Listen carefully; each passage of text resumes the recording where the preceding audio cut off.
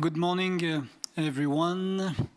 Madam Prime Minister, Mr. President, Excellencies, ladies and gentlemen, dear friends, it's a pleasure to be with you this morning to discuss, I must say, a very easy topic, but we'll dive into it. It's a pleasure. My name is Stéphane Duguin. I'm the Chief Executive Officer of the Cyber Peace Institute in Geneva.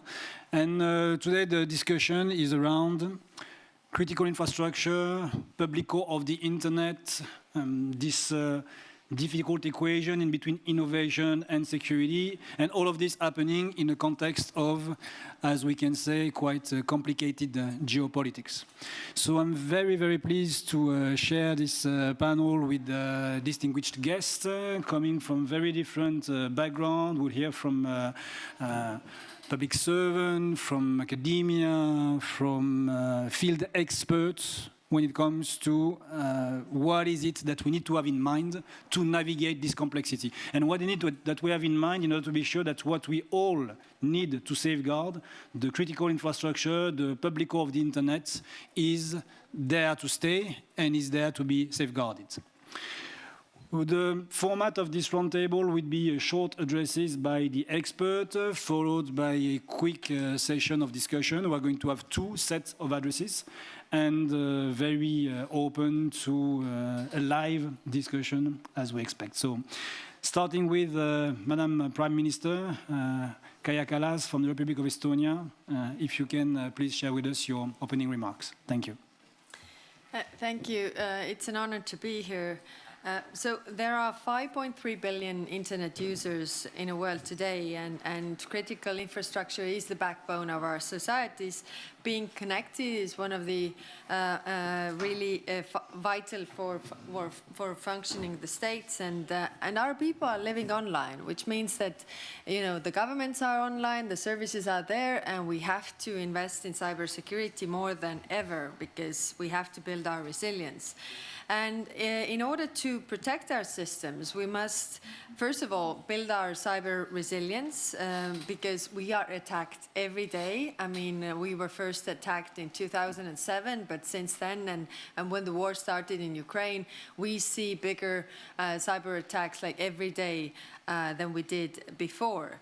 Second, we have to implement the security by design principle. Development of the digital society must go hand in hand with the security requirements incorporated to the development process at the earliest instance.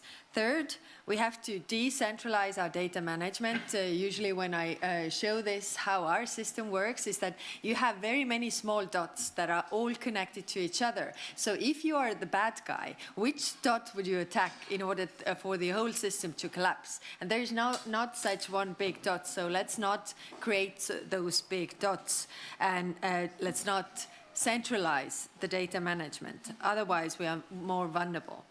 Fourth, we have to focus on private-public cooperation and conduct also joint exercises to enhance readiness for possible interferences. Because as I always say, the bad guys share information, and we should as well in order to be able to protect our systems. Fifth, we have to invest into cyber education already in the elementary school. So we call this cyber hygiene. Teaching the kids the importance of strong passwords, about vulnerabilities that come with the internet. I think this is important. Sixth, we have to look for options to keep critical governmental services up and running in the circumstances where connection with external networks fail. And here I think Ukraine has a lot to teach us all under very, very difficult circumstances. So on the international level, I think we have to organize various international exercises aimed at protecting the critical infrastructure in cyberspace, but also at the critical infrastructure that we have in the real world. finally, if we have malicious attacks against critical infrastructure and it is clear who did them, we need to receive a strong and clear international condemnation. And what I also want to stress is that the cyber international law should also apply in cyberspace. I was, when Estonia was the UN, in the UN Security Council, I was chairing the first ever Security Council meeting on cybersecurity. And actually, what was interesting there was that all of the parties, except for two, and you can guess which two those were, agreed that international law should also apply in cyberspace. But the two didn't. And that was in 2021, before the war in Ukraine. Just a few words also on the real infrastructure. We had recently a gas pipeline and cable incidents in the Baltic Sea. They were damaged underwater. These are being investigated, but it clearly demonstrates the vulnerability of undersea infrastructure. And of course, we have in NATO different ways to cope with this, but I think it's also for everybody to recognize that that undersea we can't guard every centimeter every minute. So what can we do more? Because this is true that the connections we have built with each other are also important for our services to function. So just to let you know, the cable between Estonia and Finland has already been restored. The restoration of cable between Estonia and Sweden has been launched, and the restoration of the gas pipeline will probably take several months, but it's also ongoing. We definitely, what we have learned from this is that we have to demonstrate vigilance. Second, we also have to diversify our critical connections. I mean, the data connections, one thing, critical infrastructure connections to several countries, I think it's very, very important. And of course, observation and showing that we have our eyes on everything and don't even think about this if there is somebody thinking about this. NATO has confirmed the readiness to react and also shown, sending the ships to safeguard, although at this moment we can't say it was sabotage, but just in case, to be sure that not anything of a sort is not happening. So just to conclude, I think the most important thing regarding protecting critical infrastructure in cyber, the connection we have also in the real world, but also in the cyberspace. I think what is fundamental is that we have to cooperate and share information. Very often when we hear about cyber attacks, then, for example, the companies are very ashamed that they were attacked. So they don't really want to talk about this. But if they don't talk about this, the others can't prepare as well to avoid such attacks happening. So I really urge everybody to share this information, because the bad guys do share information and the good guys should as well. Thank you. Thank you very much for these opening remarks, and very interesting to hear your operational thinking that is grounded in reality. I mean, you know what it is all about. Interesting what you mentioned when it comes of the escalation and how to navigate escalation with very practical steps, ending with this collaboration, and already noting down this idea of the bad guys are cooperating. We have as a service modus operandi that we are facing, and we need to collaborate. Thank you for opening with this. And speaking when it comes to like real life also experience, and Mr. President Jakov Milatovic from Montenegro would like to share with us some views on how you feel that public populations are impacted when critical infrastructure are targeted. Thank you. Well, thank you very much. It's also a great pleasure for me to be here today and also to share the experience of Montenegro. particularly related to the cyber attack that happened in the country last year. As you may imagine, and as something that Kaya also mentioned, over the last few years, especially following the Russian aggression on Ukraine, also the entire Balkan region, a number of countries experienced different cyber attacks that literally disrupted the public services and their delivery to the public, and many of them also resulted in some data losses. I think that in Montenegro, until the last year, when the attack really happened, the public wasn't fully aware. Neither the government was fully aware of the damages that such an attack can actually result when it comes to the delivery of the public services.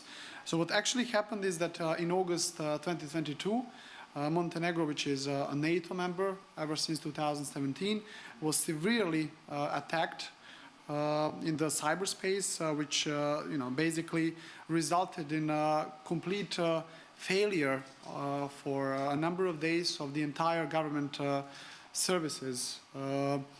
It took us some time to recover from it, and even today we are still facing some consequences of this attack, which has really at the same time set not only the public awareness of the things that are usually happening in the movies can also happen to them, but the awareness of the government about the vulnerabilities that the country, which also is a member of NATO, had within the cyberspace. And I think that's really the lesson learned that we took following the attack, and we have ever since done a number of things in order to become much more resilient than what we used to be last year before the attack. So in that sense, Montenegro has made a number of steps to improve its cyber resilience. We have adopted a cybersecurity strategy for the period of the next 5 years. We have also prepared a new draft law together with the friends and support from the EU countries on the information security.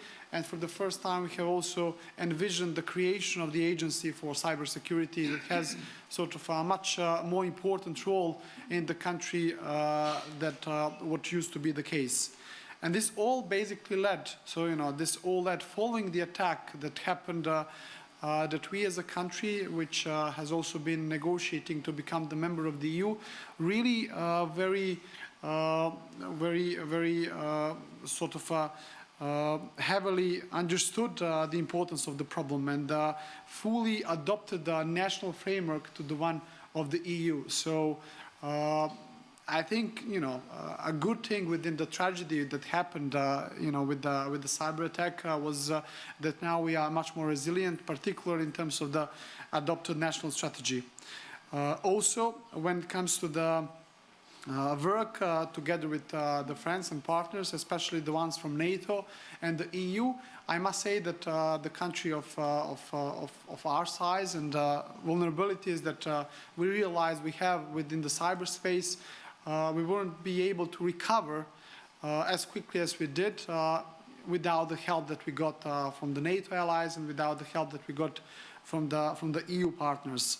As a result of the partnerships today in Montenegro, we have also launched what we call the Center for the Cybersecurity, and it's not only the National Cyber Center, it will be serving as a wider regional center, sort of supporting the battle and the similar challenges that the other countries in the Western Balkans also have. This is the work that have been jointly done and widely supported by France and by Slovenia, and this is what we are very much grateful to them as well. As you all are aware, that Estonia is always perceived to be one of the most advanced countries in terms of the digital space. We also have got a vast support from that country. So Kaya, thank you very much again. And together with their experts, we are also trying really to educate the different government agencies as well as the public on certain different procedures and the ways that the whole society becomes much more resilient than what we used to be 1 year ago. So in a nutshell, I think that education and generally public awareness, but also the awareness among the government officials and different government agencies is something that is now much better than what was the case 1 year ago. But to be very frank with you now, when I'm thinking about everything that happened, I think that we wouldn't really be able to adopt the legislation, improve the hardware, improve the software and the public awareness if the attack actually didn't happen. Usually the case that when you feel it on your own, then you really take it seriously. And I think we took it seriously, and with the help from the partners, particularly the one from the EU and NATO, Montenegro has proven to be a much more resilient place now within the cyberspace than what we used to be 1 year ago.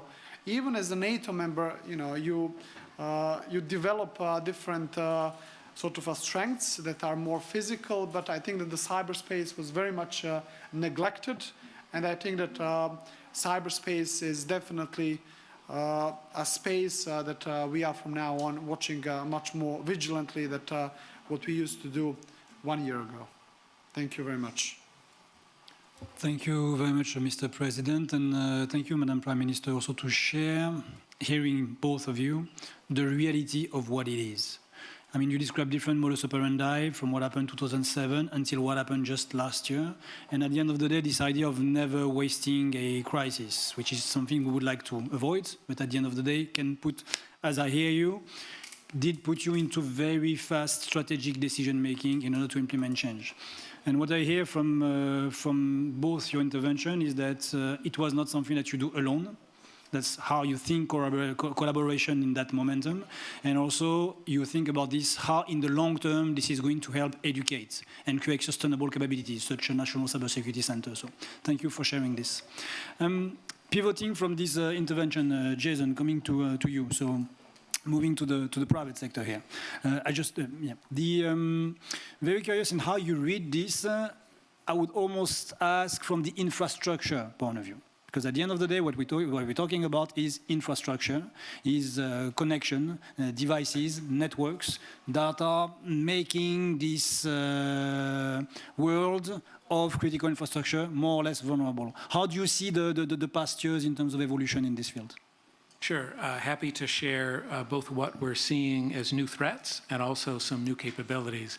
I want to applaud both of you for sharing publicly what happened in your countries, the steps you're taking, which are brilliant to reduce the impact of future cyber attacks. And on behalf of all private sector companies in the tech space, we embrace the public-private partnership to better protect critical infrastructure. I asked for 3 hours to talk about threats and solutions. I got 3 minutes, so I'll try to keep it brief. First, we are changing as an industry how we build software. We use APIs, and that is a good thing, but that means we no longer have single teams writing all the code for critical infrastructure applications. And as we federate those applications with APIs, there's a new threat that if there's a vulnerability in an API that your coders didn't write, hackers can use it as a way to enter and harm critical infrastructure. So I support the use of APIs and the new ways we're building software, but we need to be mindful of the attack surface it creates. This wouldn't be a session this year if I didn't talk about AI. But everyone talks about AI, and so from a threat perspective, I'd like to share 2 things. Madam Prime Minister, you talked about in the attack how they entered certain accounts and then laterally moved. So I think AI will accelerate our adversaries' ability to phish and gain access to accounts. All types of phishing, including vishing, which is the voice impersonation, that's particularly a capability we're concerned with. Second, once the actor gets in your network, it's great that you've shattered your data, but they'll use AI to laterally move using the same techniques they do today, but at much faster speed. So that's a trend we're seeing in AI working against us. And lastly, For public infrastructure security, PKI, almost all critical infrastructure, B2B transactions and citizens use the mathematical conundrum that if you take two large prime numbers, multiply them together, no mathematician nor no computer in the world can factor those two prime numbers. That is the basis for almost all cybersecurity today. And with the advances in computing and quantum computing, soon computers will be able to factor large prime numbers, rendering the basis for most of our cybersecurity controls useless. And so as leaders of countries, you can be aware that that threat exists and start to plan for your most sensitive assets some different encryption technologies.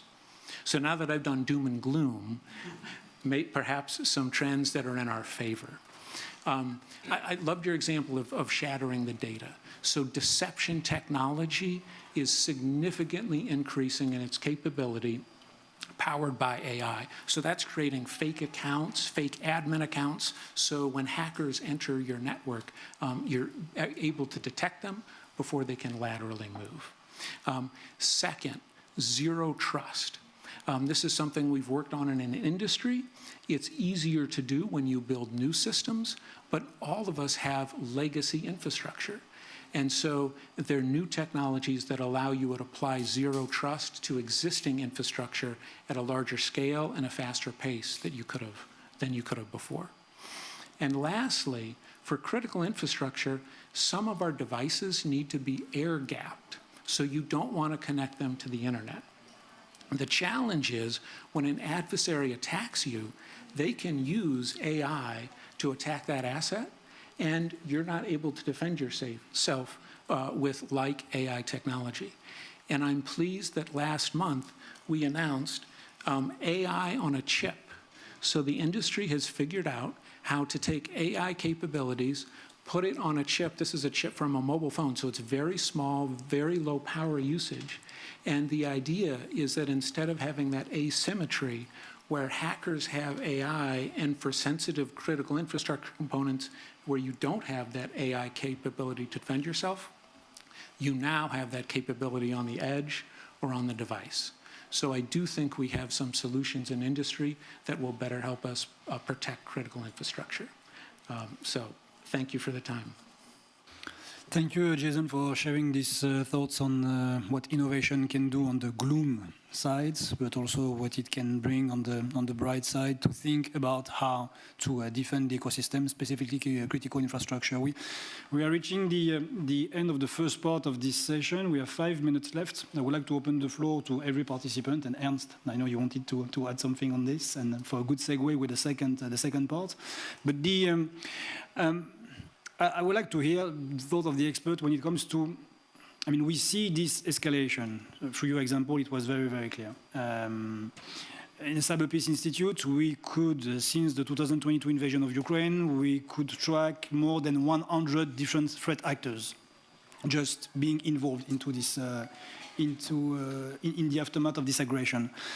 I'm wondering, what are your thoughts in how the human harm and the long-lasting societal harm of these attacks on infrastructure is today understood or measured or, I would say, analyzed. So thought on this, and I would like to open just afterwards with Ernst to go this into a wider concept of what the Netherlands is pushing for quite some time now on the public core of the internet. But first reaction on this, I'm curious. Anyone, please. Please, Prime Minister. If you asked, I think the awareness is an issue. I mean, years ago, hospitals only had to think about, some drug addict coming and stealing your morphine.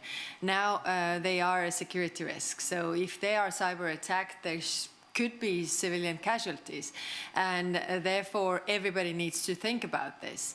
What we have done in Estonia, I mean, we have built the resilience in our, foundations of our digital governance. But what we now see and do is that we have the State Information Office, and they are doing the audits for the private companies, because there are a lot of vulnerabilities in the private companies that, are the vulnerabilities of all.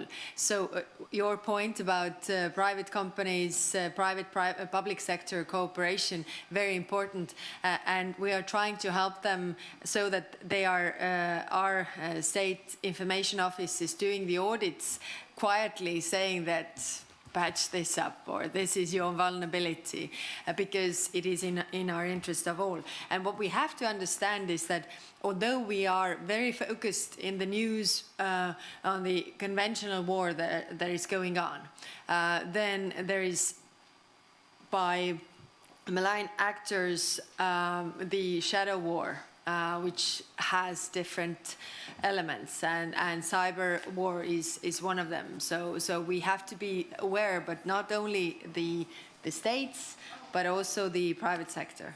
Thank you. Robin, please. Thank you, and let me just say it's an honor to be here. Just very quickly in reaction, Stefan, to what you said. I think we have governance structures in place that are very much focused at protecting individuals and protecting individual property and objects. What's new in the cyber dimension is that it really hits at the functioning of societies at large. It's a much more systemic, often more subtle type of harm. And I would answer directly your question, no, we're not yet very good at measuring this. I would also say that the Secretary General of the United Nations in the new Agenda for Peace is trying to tackle exactly this problem where he speaks about the functioning of societies. That's what we're really, I think, in many of the critical infrastructure discussions, protecting societies from this new type of harm. If you attack the heating system, it's not just it's a few people being cold, but the broader and wider effect is, of course, you don't trust in your own governance structures anymore. You undermine the functioning of the state and the society. That's something that we really need to get much better in protecting. Thanks. Thank you, Robin. Please, Frédéric. Yes, and I would say that there is awareness about this systemic risk.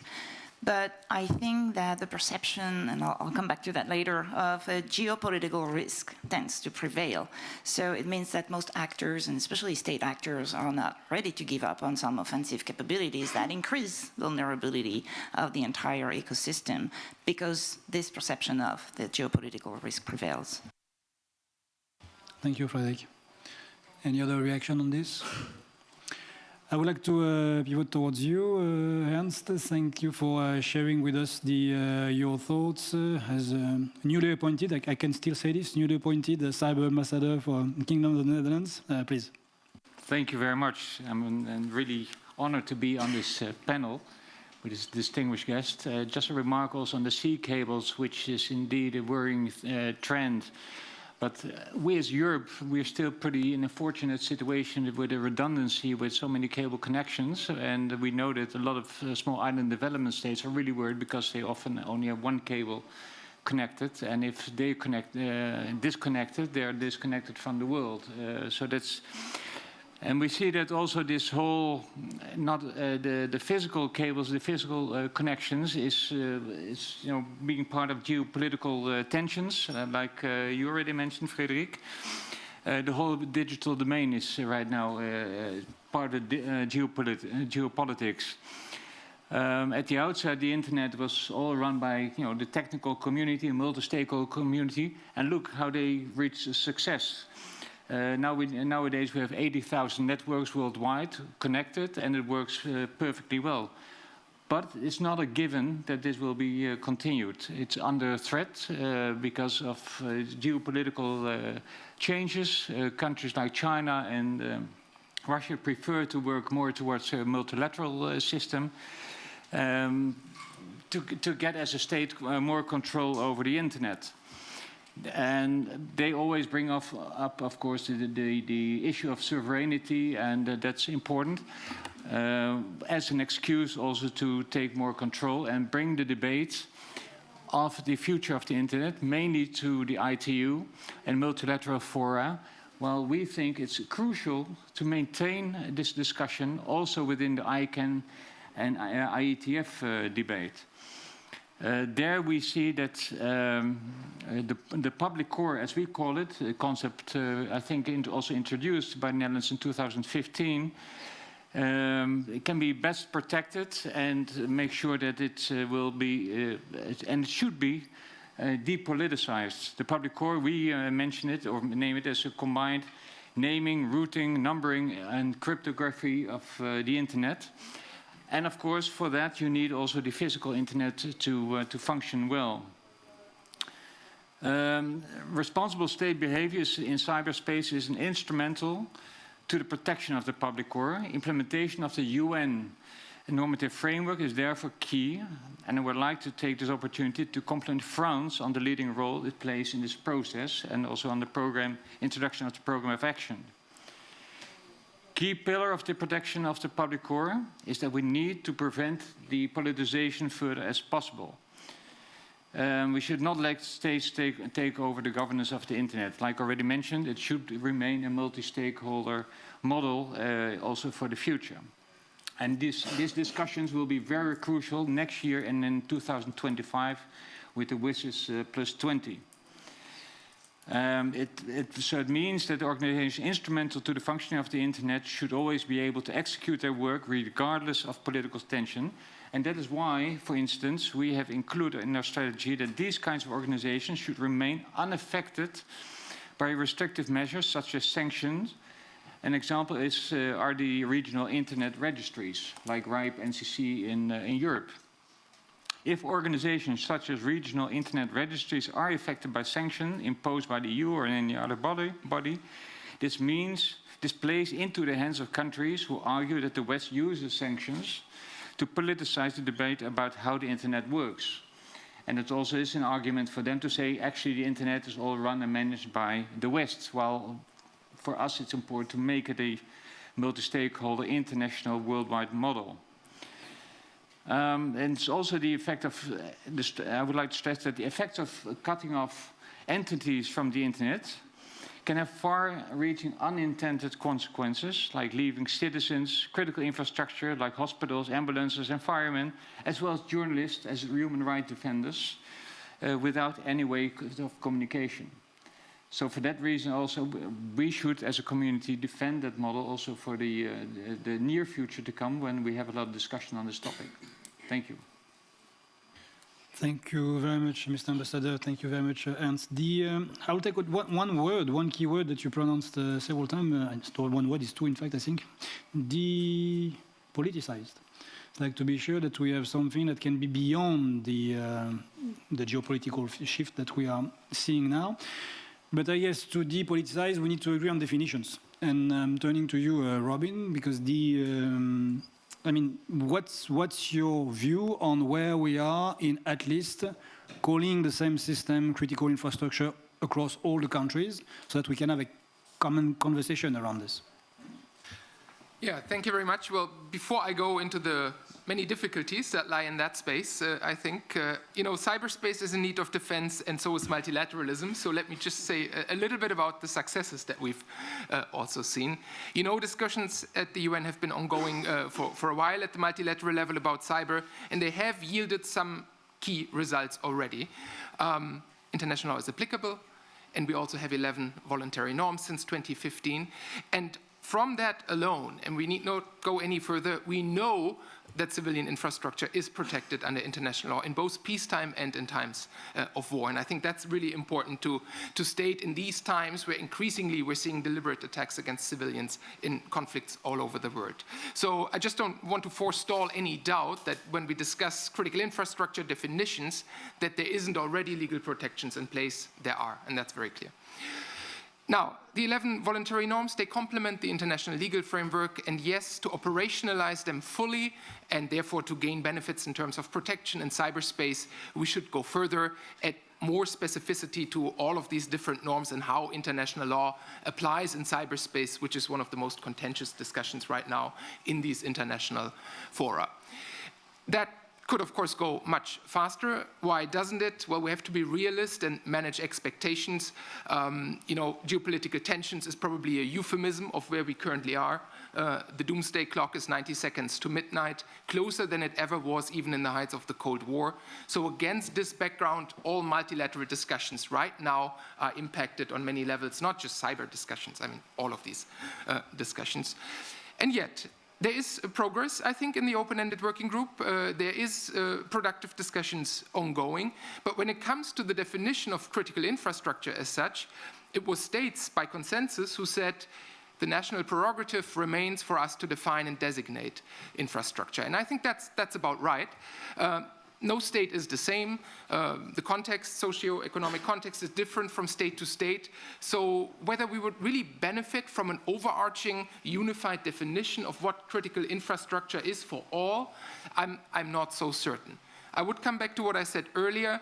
Rather than trying to define in a more or less arithmetic, precise manner the infrastructure, it's about preventing the harm that could come from it. And again, I come back to the functioning of societies, and I think the new Agenda for Peace really is opening new ground in going there and trying to specify that further. What kind of harm? I mean, we always need to ask ourselves, what problem are we really trying to solve? It's nice to have definitions, and lawyers love them, but what problem do we really want to solve in cyberspace? And I think that's better protection of societies. Where does that leave us right now? I think it would be extremely beneficial if more states could clarify for themselves, specify what they designate as critical infrastructure, and even better if they could share it internationally. I think in this multipolar, very complex and divided world, we should not only think of big fora to make treaties and new laws. They can also grow bottom up. More doing instead of talking, which is often so controversial and difficult now. And if states were to define more clearly and share that knowledge with others, what they're doing, I think we probably would find much more common ground in what they're actually doing than what they're discussing in some of the multilateral fora. I'll leave it there. Thanks very much. Thank you very much for sharing this, and thank you for this great opening, because it's a bit of a spirit of what we discussed, Albert, just yesterday, in terms of what is possible to share from one state to others, what is working, what is not working. So very curious to hear of where you are at it with, in Ghana. Thank you. Very well. Your Excellency, Madam Prime Minister and the President, thanks for sharing your perspectives earlier, and to all of you. But we're grateful to you as well, organizers, for inviting Ghana to share our experiences. I think within the last few years, that's 6 years, my president is here, he just finished his session.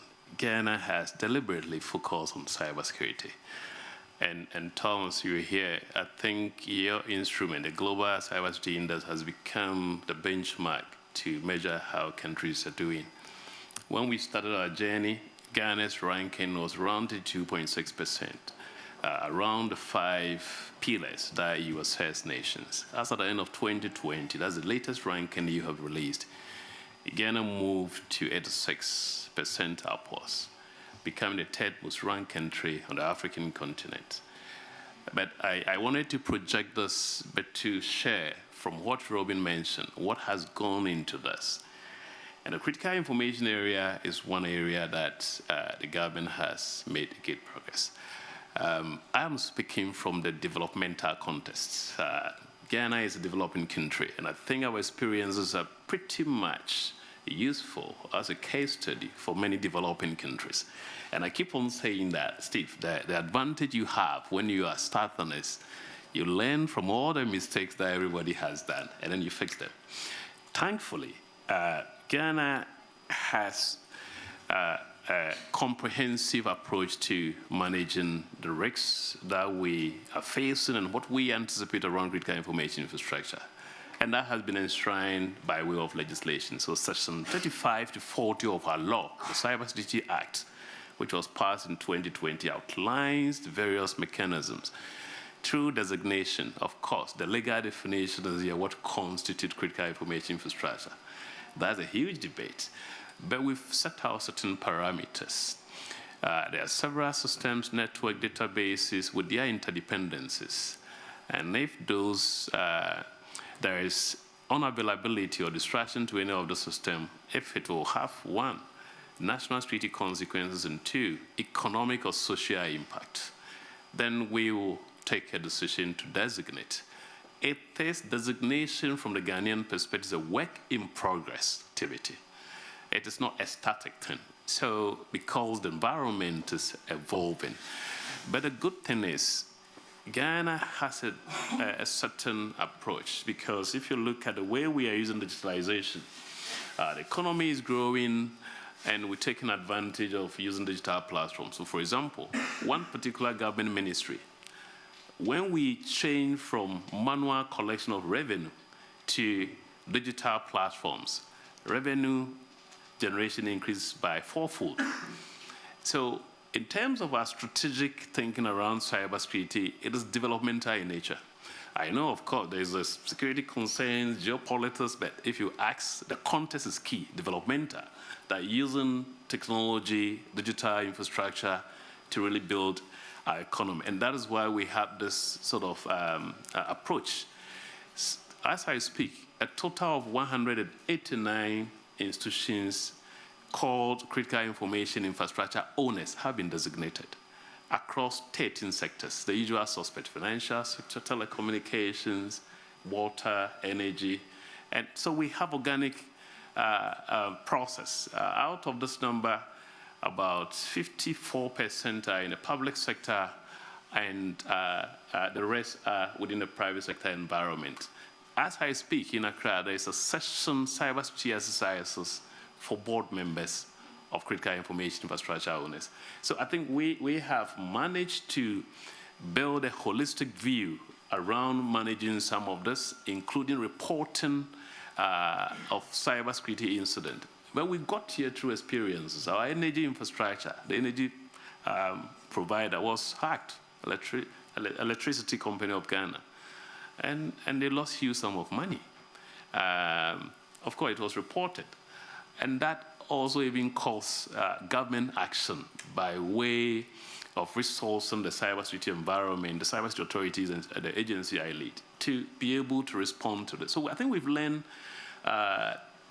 from all our partners to be able to build a responsive measures to be able to deal with the cybersecurity. And we get the report on a daily basis around this critical information infrastructure. In addition, lastly, we've made a legal provision to protect this infrastructure. So if you are a designated critical information infrastructure owner, and there is even an attempt on any of your systems, the consequences are actually huge. And that is Section 40 of our law. And I think that is also something we are using really to protect telecommunication operators and other financial sector, which are quite critical to us. So I think that is really what we've been able to do. We're sharing those experiences in terms of our comprehensive approach in dealing with system that had designated. We have done that. We set certain criteria, and we engaged the private sector. It wasn't a government just sitting down.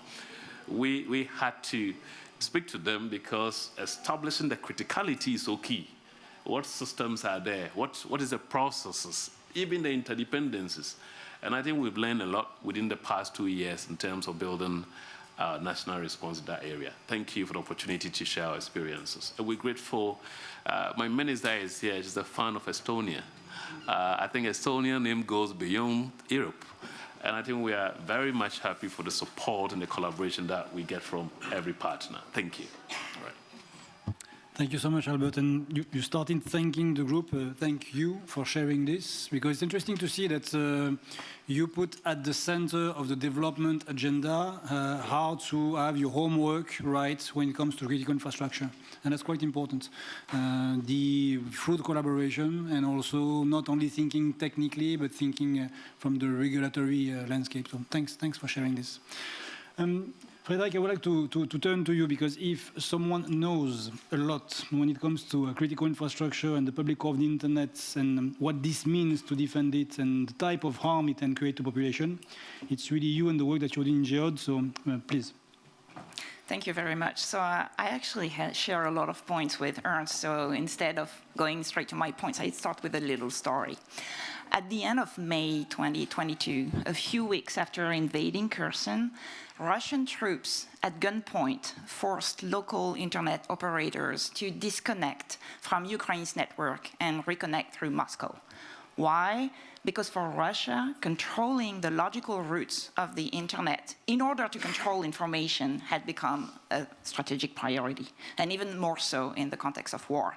But this is part of a larger trend that we are observing, which is a sort of turn to infrastructures in order to achieve geopolitical control by a number of states. So there is a dynamic of trying to achieve territorial control of cyberspace that threatens the very model of resilience of the internet.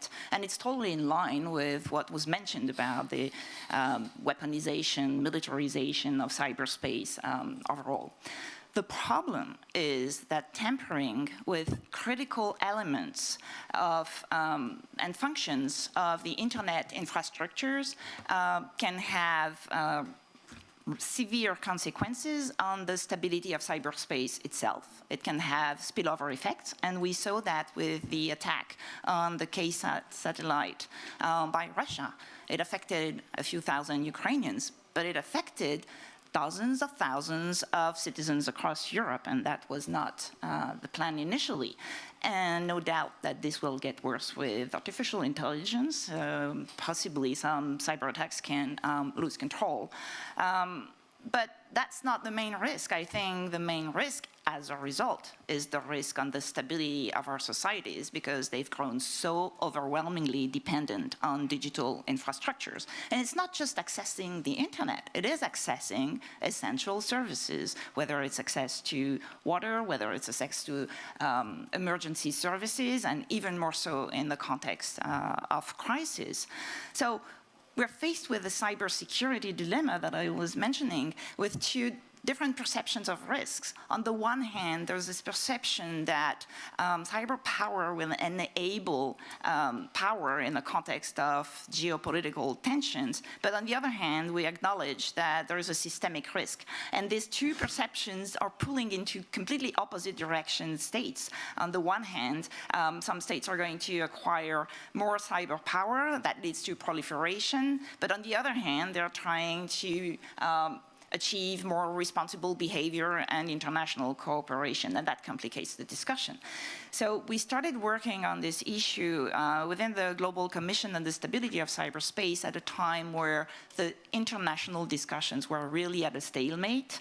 And our first priority, we did that with a survey, was to protect the public core of the internet to avoid these spillover effects.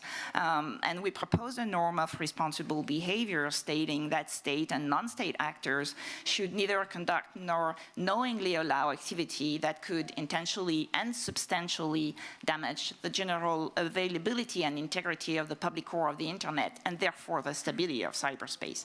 So we can discuss the definition, but in the end is what effects does it produce in our ability to connect to cyberspace.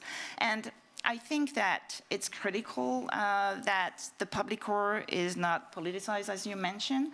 That also includes a reflection on sanctions and how they risk to affect human rights.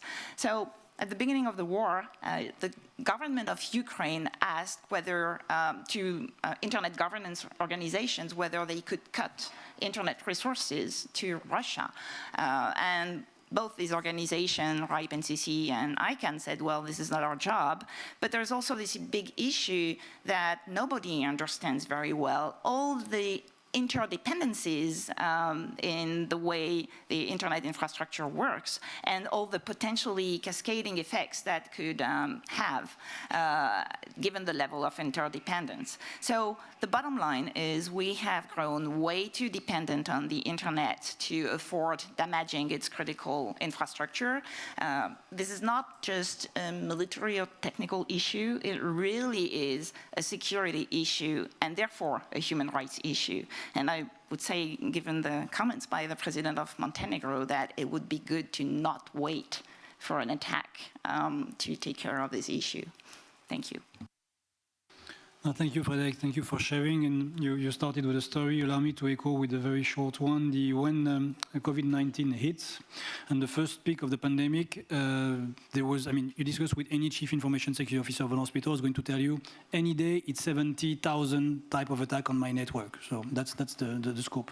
We traced 500 attacks to have very qualitative information. 500 attacks over 2 years, which is almost nothing, is the equivalent of disruption of healthcare, people not accessing health for 5 years.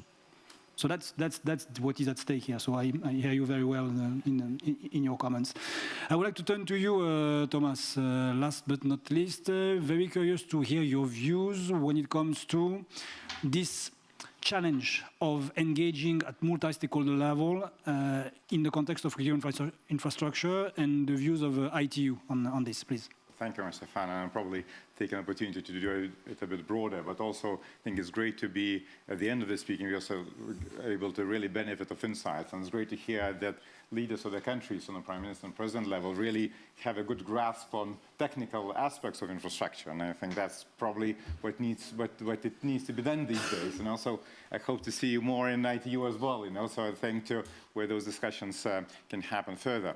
And of course, really appreciate Albert specifically referring to our global cybersecurity index GCI. We're really glad to see that it can be helpful and in terms of inspiring action as well. And also maybe specifically noting, before my more general comments, Ambassador Norman's comments about the right platform, the right way to engage that. I think in a way that discussion has happened already, So if 20 years ago we had WSIS, and we're looking at World Summit of Information Society that set up the multi-stakeholder model of internet governance. 10 years ago we had a big fight, in World Conference on International Telecommunications. And I think by now that framework of, let's say, of how, how the stakeholders come together, it's rather clear. And I think I couldn't agree with you more. There's no one place to deal with these things, one model. And we have a great collaboration with organizations like ICANN, and Doreen, Secretary General, just recently was in their anniversary meeting, to greet them on our behalf. So we have that great exchange as well. And of course, there's no going back from the multi-stakeholder model to ensure that that everyone is involved. Actually, if anything, we probably now became one of the biggest advocates for a multi-stakeholder model, because the feeling is that these situations become more complex. Multilateralism tends to come in, and like, let's say, these when big guns come in, they can multi-stakeholders kind of move aside sometimes. So I think we are one of those who keep on basically repeating the concepts of multi-stakeholder model of WSIS, and of course we hope that will be opportunity next year with our WSIS high-level event also to look at that better. Also great to hear that the question of sanctions is not being shied away from but discussed. And indeed, we truly believe as ITU that, whether in whatever tensions there are, this internet and connectivity needs to be global. And as we sometimes say, the worst thing happens when two conflicting parties cannot even reach each other, So how do you stop the conflict? And as an organization that's been set up in mid or late 19th century to govern the telegraph. We actually survived at least 2 world wars. We survived Cold War, so we actually, and through all that, the idea was that you need to have a connectivity going. So we hope we'll find that. So a few things, just quickly on the sources of the issues as well. I think one thing that hasn't been mentioned yet is connectivity, availability of connectivity itself. And as we talk here in these discussions, sometimes it feels that everyone is connected, and maybe a reminder for us, obligatory reminder, still 2.6 billion people not connected, while 5.4 billion people are. And it goes further than that. If you look, for example, co-location data centers, let's say around 80% of them are in developed world, North America and Europe, so that, and then if you look at internet exchange points, the density of internet exchange points in Western world, the developed world, is double, let's say, than density elsewhere. So that also impacts availability of people to connect, but also impacts data traffic patterns and other things that could impact the country's availability to also ensure their resilience as well. And international connectivity still traditionally went through that hub and spoke model, where most of the traffic could go through the North America and Europe rather than direct connections. And definitely now we can see many more direct connectivity projects happening, be it from, between Asia and Latin America, or being, so we're connecting the Africa continent as well. So we're seeing that much more emphasis there. Now, so one thing is, let's say, connectivity as such, and we need to have that, and infrastructure needs to be there. Second piece, of course, is natural disasters that are regretfully increasing in instances, and Ambassador here, Norman, mentioned the small island state issues, and indeed we had practical examples. Just a year and a half, a bit more than a year and a half ago, Tonga, for better half of the week, not without out of any radar at all, and about months to fix that connectivity. And that, of course, impacts the abilities to summon help and other things. Now, other piece we shouldn't forget is accidental impact. And interestingly, 70% of submarine cable impact is fishing and anchoring, not malicious activity. And I think that's sometimes when we talk about malicious activity, we forget that. So the right right regulation, I'll mention here, around the activities in the sea, about seabed activities, can go a long way to ensure our resiliency as much as, let's say, protecting against malicious actors as well. And of course, when we talk about satellites, and we'll have some sessions tomorrow, we talk about space debris, again, that could also have a huge impact of resilience as well. But of course, it's intentional activity, and we have seen in recent conflicts that they say intent to damage infrastructure or to disconnect it, and ITU has come out pretty strongly together with our UN family in the most recent conflict by calling for unimpeded access to communications, especially for emergency services and humanitarian aid. And we believe that that is, that our constitution calls for that, and we believe that is very important that we somehow find a way to protect that.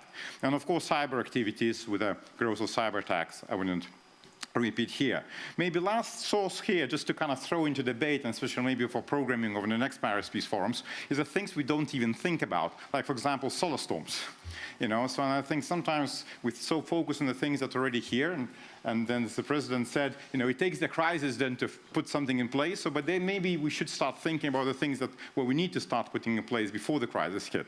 And last big solar storm was thankfully in the middle of 19th century, before all the technology we have now, but we had a minor one since, the last one 2012, so maybe it's the time to think how we're resilient against that. So a bit of a plug-in for ITU, we're actually working on, together with the community, on so-called spectrum for solar weather measurement, so that to enable or at least monitoring of these phenomena. But I think that's we're really very far from just thinking how that could impact us, and the impact would be much bigger and across the world than individual instance. So just the last few things on what can we do and how. So first of all, so a few measures I think we need to take. First of all, investment in infrastructure is still key, and again, not forgetting what we in IMF says there are at least $400 billion gap in terms of infrastructure investment and connectivity. That is the first element. The cross-industry regulation and planning rules. I talked about submarine cable issues and other things like that. Of course, right standards, and here, of course, as ITU, we are glad to have around 200 standards on cyber, but like broader standards that help infrastructure. Of course, making sure that our cybersecurity stance is strong. So we are, GCI was already mentioned by Albert, but we're of course helping countries around the world with setting up computer emergency response teams and putting in place national cyber strategies. Then, of course, monitoring, ensuring that we have understanding what's happening, and I mentioned with the solar storms. Then integrated resilience and emergency planning. So that means we're very proud of our National Emergency Telecommunications Plan initiative, where we help countries to put those in place. It's very important. It's not a standalone. It's integrated. And again, so great to see leaders here thinking about that piece as well.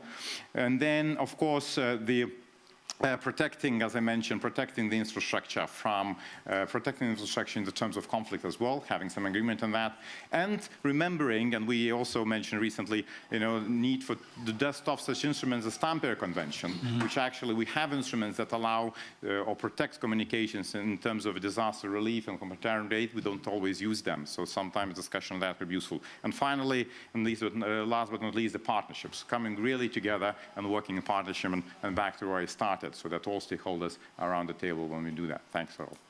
Thank you very much, Thomas. And we're almost at time, so very short closing remarks. Thank you, everyone, for sharing really your expertise and being very upfront with the group. Highly, highly appreciated. I hear from all of you that critical infrastructure is about human beings. It's what we use them for. We need to look into, what threat actors want to do against them. I like what you said. Also, it's not only threat actors. It can be natural disasters. And to consider them high in the agenda when it comes to collaboration, cooperation, and regulations. So thanks, everyone, for sharing your insights. It was a pleasure sharing this panel with you. And have a very good day. I've been asked to have a panel picture by the organizer, so if you want to move there for a picture. And here we are. Enjoy the Paris Peace Forum. Thank you, everyone.